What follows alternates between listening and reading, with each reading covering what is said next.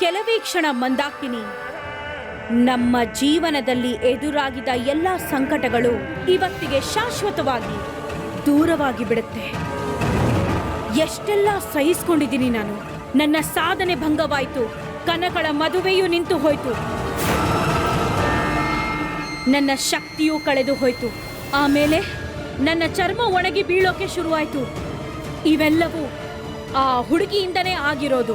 ಈಗ ನೋಡ್ತಿರು, ಅವಳು ಹೇಗೆ ಸುಟ್ಟು ಬೂದಿ ಆಗ್ತಾಳೆ ಅಂತ. ಇದೇ ಅವಳಿಗೆ ನಾನ್ ಕೊಡ್ತಾ ಇರೋ ಕಡೆ ಶಿಕ್ಷೆ. ಸರಿ ಮಹಾರಾಣಿ.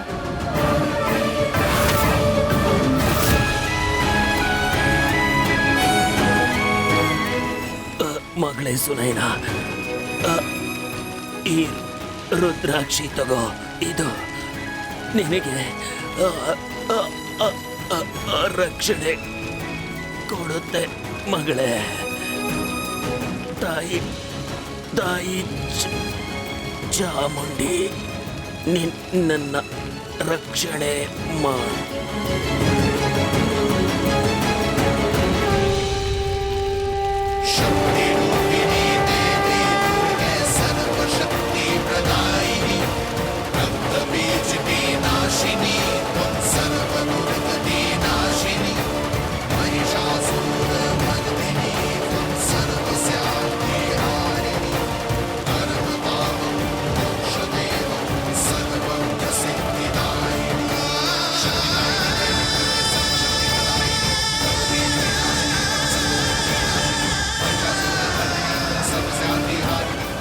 ಚಾಮುಂಡೇಶ್ವರಿ, ಇದೆಂತ ಪರೀಕ್ಷೆ ಕೊಡ್ತಿದ್ಯಾ ನಮ್ಗೆ?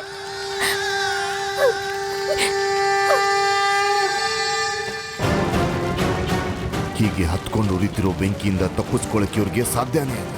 ತಾಯಿ ಚಾಮುಂಡೇಶ್ವರಿನೂ ಕಾಪಾಡೋಕ್ಕಾಗಲ್ಲ.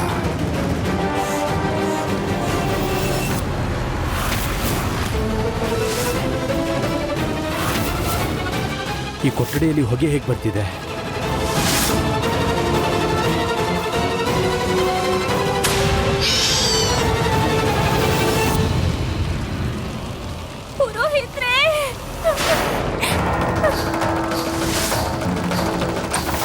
ಸುನೈನಾ ಇಲ್ಲಿಗೆ ಹೇಗೆ ಬಂದ್ಲು?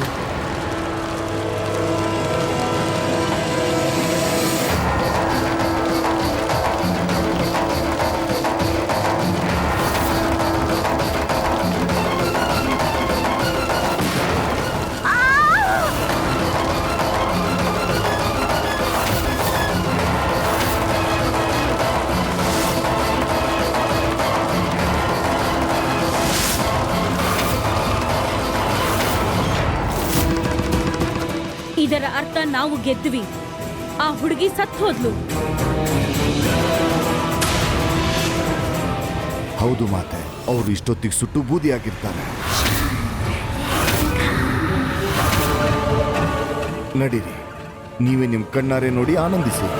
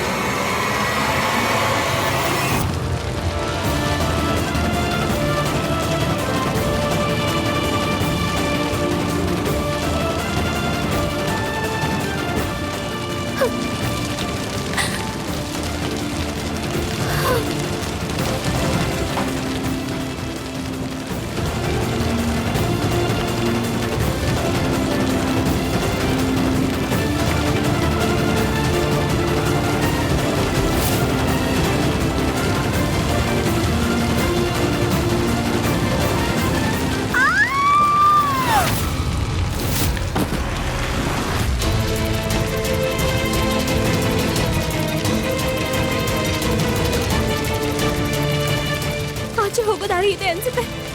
ನಾನು ಇಲ್ಲಿಂದ ಬೇಗ ಓಡ್ ಹೋಗ್ಬೇಕು. ಅಮ್ಮ, ಈಗ ನಾನು ಏನ್ ಮಾಡ್ಲಿ ಚಾಮುಂಡೇಶ್ವರಿ?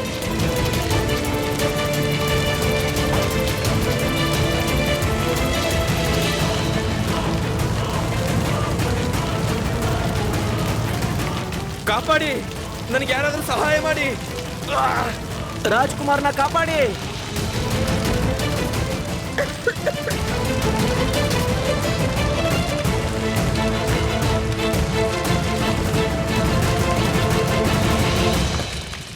ಮನ್ಸಿನ ಮಾತಲ್ಲ, ಬುದ್ಧಿ ಹೇಳೋ ಮಾತು ಕೇಳು.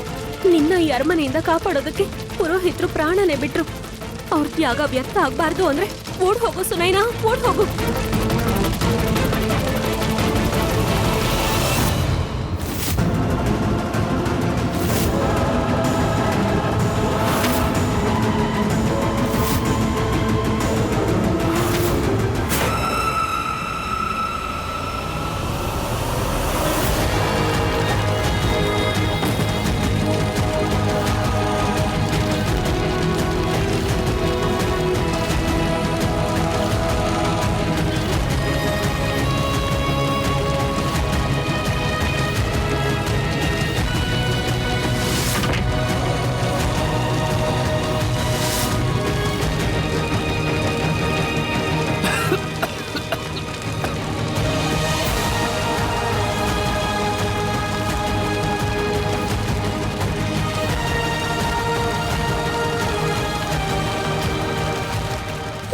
ನೋಡ್ಕೋತೀನಿ, ನೀವು ಮೊದಲು ಹೋಗಿ ಬೆಂಕಿ ಆರಿಸಿ.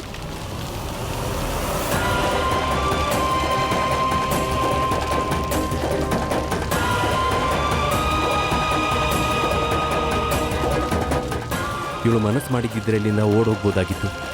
ಆದರೆ ಇವಳು ಹಾಗೆ ಮಾಡಲಿಲ್ಲ. ನನ್ನ ಪ್ರಾಣ ಉಳಿಸೋದಕ್ಕೆ ಎಷ್ಟು ದೊಡ್ಡ ತ್ಯಾಗ ಮಾಡಿದ್ಲು.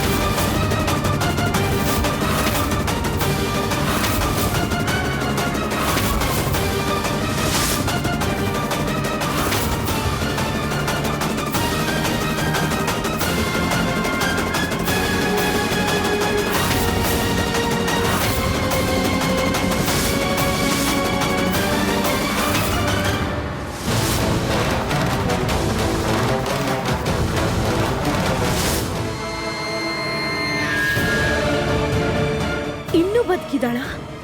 ಸುತ್ತಿ ಬಳಸಿ ಇವಳು ಹೇಗಾದ್ರೂ ಉಳ್ಕೋತಾನೆ ಇರ್ತಾಳಲ್ಲ.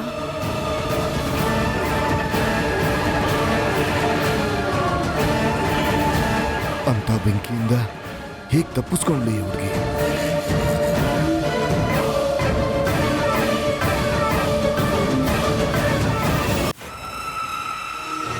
ನೀನೇ ತಾನೇ ಹೇಳಿದ್ದು ಅವಳು ಸುಟ್ಟು ಬೂದಿಯಾಗಿದ್ದಾಳೆ ಅಂತ. ಮತ್ತೆ ನನ್ನ ಕಣ್ಣು ಮುಂದಿರೋದು ಯಾರು? ಆ ಪುರೋಹಿತ ಎಲ್ಲೋದ?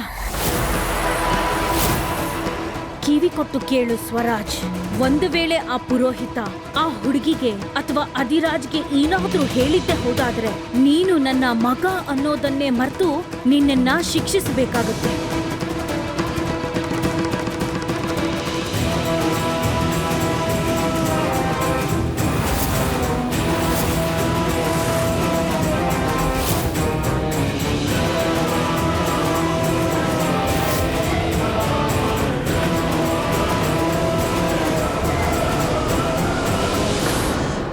ನೋಡಿ ನೀವೆಂತ ಅಪ್ರಯೋಜಕರು. ನೀವು ಮಾಡಿರೋ ಕೆಲಸನ ನೋಡಿ. ಮಾಟಗಾರರ ಲೋಕಕ್ಕೆ ಕಳಂಕ ನೀವು. ದಾನವರಾಗಿ ಮಾನವರನ್ನ ಸೋಲ್ಸಕ್ಕಾಗಿಲ್ವಾ? ನಾಚಿಕೆ ಆಗಲ್ವಾ ನಿಮ್ಗೆ? ಮತ್ತೆ ಈ ಹುಡುಗಿ ಯಾವುದೇ ಕಾರಣಕ್ಕೂ ಈ ಹುಡುಗಿಯನ್ನ ನಾನು ಗೆಲ್ಲೋದಕ್ಕೆ ಬಿಡಲ್ಲ. ನಿಮ್ಗಳಿಗೆ ಮಾಡಕ್ಕಾಗದೇ ಇರೋದನ್ನ ಇವಾಗ ನಾನು ಮಾಡ್ತೀನಿ.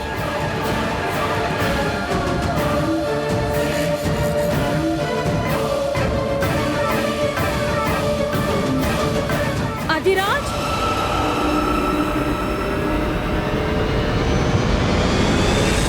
ಅಧಿರಾಜ್, ಅಧಿರಾಜ್,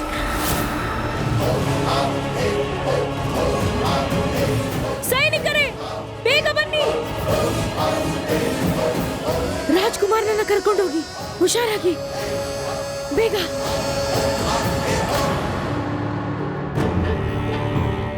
ಈ ಹುಡುಗಿ, ಈ ಅರಮನೆಗೆ ನಿನ್ನ ಅವಶ್ಯಕತೆ ಇನ್ನಿಲ್ಲ.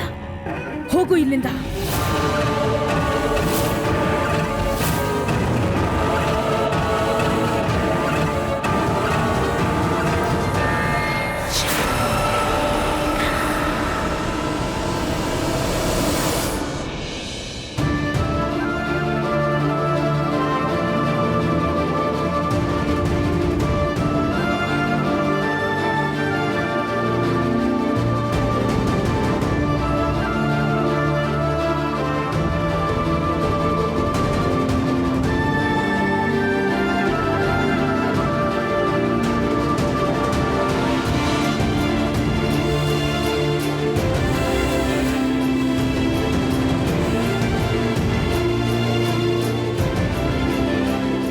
ನೀವು ಇವ್ರ ಕಾಲ್ ಹೊತ್ತಿ. ನೀವು ಹೋಗಿ ತಣ್ಣೀರ್ ತಗೊಂಡ್ ಬನ್ನಿ. ಮತ್ ನೀವು ತೋಟಕ್ಕೆ ಹೋಗಿ ತುಳಸಿ ಬೇವಿನ ಸೊಪ್ಪನ್ನ ಕಿತ್ಕೊಂಡ್ ಬನ್ನಿ. ಹಾಗೆ ಗಂಧ ತೆಗೆದು ತಗೊಂಡ್ ಬನ್ನಿ ಬೇಗ. ನೀನ್ ಇವ್ರಿಗೆ ಗಾಳಿ ಬೀಸಿ.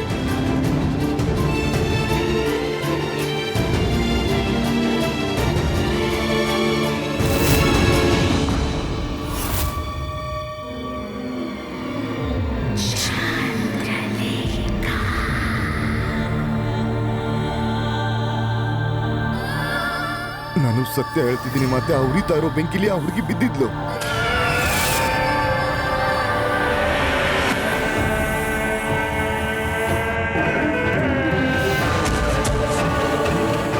ಹಾಗಿದ್ಮೇಲೆ ಅವಳು ಹೇಗೆ ಉಳ್ಕೊಂಡ್ಲು? ಈ ಹುಡುಗಿ ನನಗಿಂತ ಒಂದು ಹೆಜ್ಜೆ ಯಾವಾಗ್ಲೂ ಮುಂದೆ ಹೇಗೆ ಇರ್ತಾಳೆ?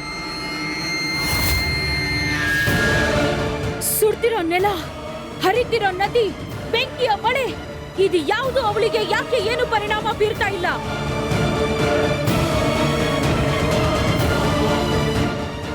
ನಾನು ಎಷ್ಟೇ ಕಷ್ಟಪಟ್ಟರು ಆ ಉರಿಯೋ ಬೆಂಕಿಯಿಂದ ಹೇಗೆ ತಪ್ಪಿಸ್ಕೊಂಡ್ಲು ಅನ್ನೋದು ಗೊತ್ತಿಲ್ಲ ನನಗೆ.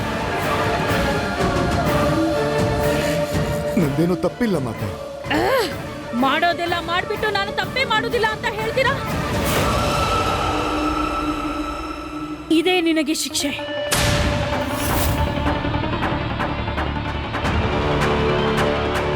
ಬಹಳ ಮಾತಾಡ್ತಾ ಇದ್ದೆ ಅಲ್ವಾ ನೀನು? ಬಿತ್ತಿರು ಇಲ್ಲೇ ಜೇಡದ ತರ. ಮಂದಾಕಿಣಿ, ಇವನ್ ಮೇಲೊಂದು ಕಣ್ಣಿಟ್ಟಿರು. ಆ ಹುಡುಗಿಗೆ ನಾನು ಸರಿಯಾದ ಪಾಠ ಕಲ್ಸಕ್ ಹೋಗ್ತಾ ಇದ್ದೀನಿ.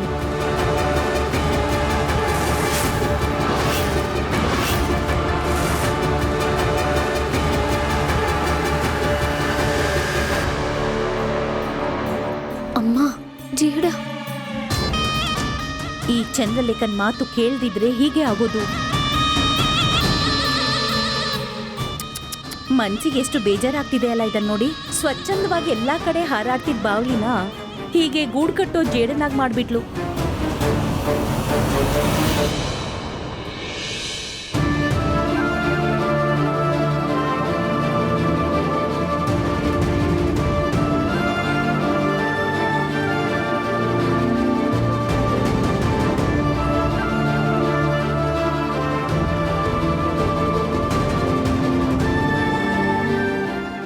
ಗೊತ್ತಿಲ್ಲ, ಇವತ್ತು ನನ್ನ ಕಾಪಾಡೋಕ್ಕೋಸ್ಕರ ನನ್ನ ಶತ್ರು ಬೆಂಕಿ ಜೊತೆ ಹೋರಾಡ್ದ.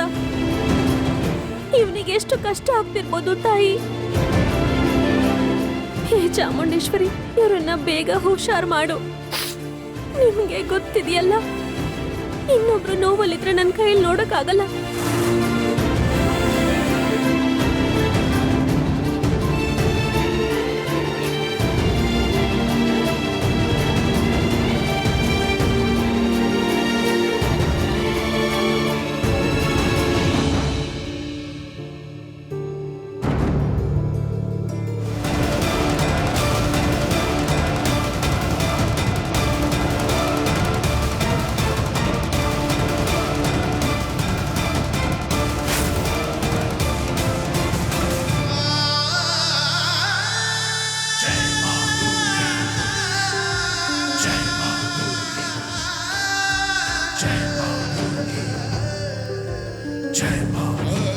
ಹೇ ಚಾಮುಂಡೇಶ್ವರಿ, ನಿನ್ನ ಆಶೀರ್ವಾದದ ಅಗತ್ಯ ನನಗಿಂತ ಜಾಸ್ತಿ ಇವನಿಗೆ ಇದೆ. ಅದಕ್ಕೆ ನಾನು ಇದನ್ನ ಇವನಿಗೆ ಕಟ್ತಾ ಇದ್ದೀನಿ.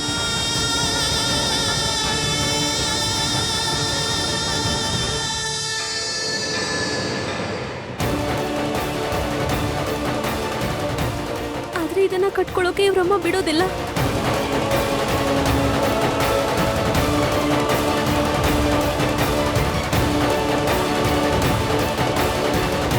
ಅದಕ್ಕೆ ಇದನ್ನ ಇವನ್ ಕೈಗೆ ಕಟ್ಬಿಡ್ತೀನಿ.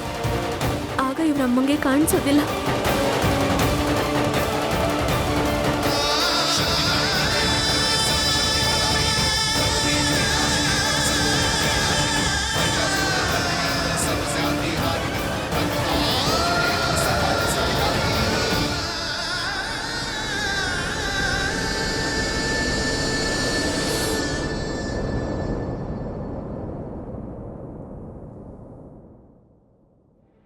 ಪುರೋಹಿತರು ಇಷ್ಟೊತ್ತಾದ್ರೆ ಯಾಕೆ ಬಂದಿಲ್ಲ? ಇಷ್ಟೊತ್ತಿಗಾಗ್ಲೇ ಅವರು ಬಂದಿರ್ತಿದ್ರು. ಅವ್ರು ನನ್ನ ಹತ್ರ ಹೇಳಿದ್ರು, ಸುನೇ ನಾನು ವಿಷಯ ತಿಳ್ಕೊಂಬರ್ತೀನಿ ಅಂತ. ಆದ್ರೆ ಇಷ್ಟೊತ್ತಾದ್ರೂ ಪುರೋಹಿತರು ಬಂದಿಲ್ಲ, ಸುದ್ದಿನೂ ಬಂದಿಲ್ಲ.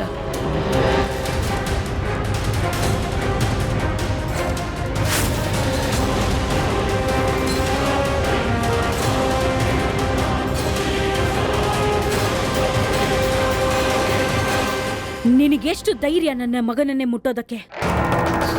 ನಾನು ನಿನಗಿಲ್ಲಿಂದ ಹೋಗ್ಬೇಕು ಅಂತ ಹೇಳಿದ್ನಲ್ವಾ, ಮತ್ತೆ ಯಾಕೆ ಬಂದೆ? ನೀನು ಇವನ್ನೆಲ್ಲ ಮಾಡಿ ನಿನ್ನ ಪ್ರೀತಿಯ ಬಲಿಯಲ್ಲಿ ಅಧಿರಾಜನ್ನ ಬಂಧಿಸ್ಬೇಕು ಅನ್ಕೊಂಡಿದ್ಯಾ? ಹಾಗಿದ್ರೆ ಕೇಳಿಸ್ಕೊ, ನೀನ್ ಇದ್ರಲ್ಲಿ ಯಾವತ್ತೂ ಗೆಲ್ಲೋದಿಲ್ಲ. ಅಧಿರಾಜ್ ನನ್ನ ಮಗ, ಅವನ ಮೈಯಲ್ಲಿ ಹರಿತಿರೋದು ರಾಜನ ರಕ್ತ.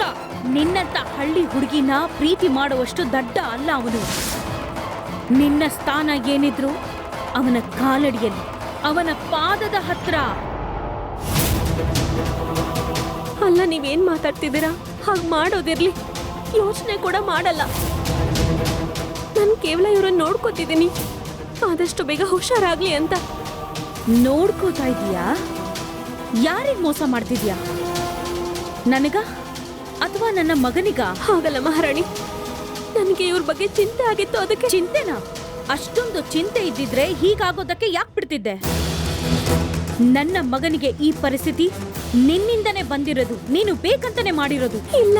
ಹೌದು, ಬೆಂಕಿ ಹತ್ಕೊಂಡಾಗ ನೀನ್ ಅಲ್ಲೇ ಇದ್ದೆ ಅಲ್ವಾ? ನಿನಗ್ಯಾಕೇನೂ ಆಗಿಲ್ಲ. ನನ್ನ ಮಗ ಅಧಿರಾಜನಿಗೆ ಮಾತ್ರ ಯಾಕೆ ಹೀಗಾಯ್ತು? ನಿಜ ಹೇಳು, ಯಾರು ಬೆಂಕಿ ಹಚ್ಚಿದ್ದು? ಯಾರು ನನ್ನ ಮಗನನ್ನ ಸುಡೋದಕ್ಕೆ ಪ್ರಯತ್ನ ಪಟ್ಟಿದ್ದು? ಅದ್ ಹೇಗಾಯ್ತು ನನಗೆ ಗೊತ್ತಿಲ್ಲ, ನನಗೂ ಗಾಯಗಳಾಗಿವೆ. ಆದ್ರೆ ನನಗ್ ಗೊತ್ತಿದೆ, ನಿನ್ನ ಜೀವವನ್ನ ಉಳಿಸ್ಕೊಂಡು ನನ್ನ ಮಗನ್ನ ಮಾತ್ರ ಆ ಬೆಂಕಿಯಲ್ಲಿ ಸುಡೋದಕ್ಕೆ ಬಿಟ್ಟೆ ಅಲ್ವಾ? ಏನ್ ಹೇಳಿದ್ದೆ ನೀನು?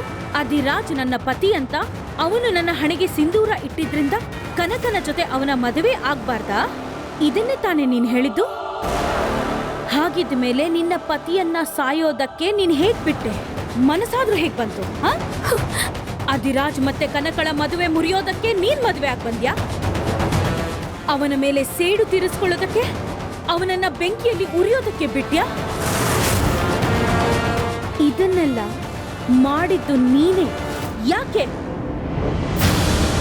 ನನ್ನ ಮಗನ ನೆರಳು ಕೂಡ ನಿನ್ನ ಮೇಲೆ ಬೀಳೋದಕ್ಕೆ ನಾನ್ ಬಿಡೋದಿಲ್ಲ. ಹೋಗಿಲ್ಲಿಂದ. ಅರ್ಥ ಮಾಡ್ಕೊಳ್ಳೋಕೆ ಪ್ರಯತ್ನ ಮಾಡಿ. ಅವರಿಗೆ ಔಷಧಿ ಹಚ್ಚೋದು ತುಂಬಾ ಮುಖ್ಯ, ಹಾಗೆ ಕಷಾಯ ಕುಡಿಸೋದು ತುಂಬಾ ಅಗತ್ಯ. ಇಲ್ಲ ಅಂದ್ರೆ ಅವರು ಬೇಗ ಹುಷಾರಾಗಲ್ಲ. ಎಷ್ಟು ಸಲ ಹೇಳಿದ್ರು ನಿನಗೆ ಅರ್ಥ ಆಗ್ತಾ ಇಲ್ವಾ?